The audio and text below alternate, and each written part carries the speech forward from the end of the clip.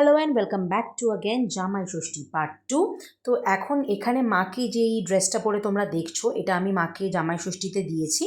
তো আমি চাইনি মা ওই এক মানে অ্যাজ ইউজুয়াল শাড়ি শাড়ি শাড়ি একটু হাটকে কিছু গিফট করতে চেয়েছিলাম, তাই জন্য এই ড্রেসটা মাকে কিনে দিয়েছি, যেটা পরে মাকে খুব প্রিটি লাগছে।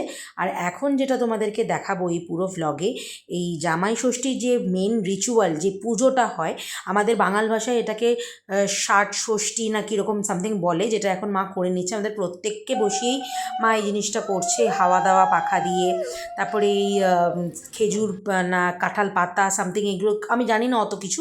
তো যাই হোক, তোমরা যারা যদি জেনে থাকো কেউ আমাকে প্লিজ কমেন্ট ডাউন করে জানিও যে এগুলোকে কী বলে। তো এখানে আমাদের প্রত্যেক ভাই বোনকে বসিয়ে, আয়ুষকে বসিয়ে প্রত্যেককে এই তাপ দেওয়া, এই গিফটস দেওয়া, জামা কাপড়, এই সমস্ত রিচুয়ালটা আগে আমার দিদা করতো। আর যেটা এখন বাবা চলে যাওয়ার পর থেকে দিদা টোটালি স্টপ করে দিয়েছে, যে না আমার জামাই নেই তার মানে আমি কোনো কিছুই করব না, তাই এখন এগুলো মা করছে।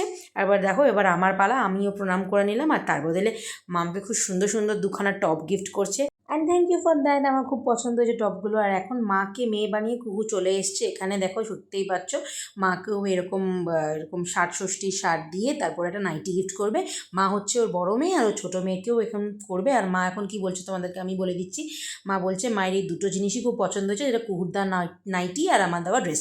তো চলো এই ব্লগটা এই অবধি থাক, নেক্সট ব্লগে খাওয়া দাওয়া নিয়ে ফিরে আসছি, বাই।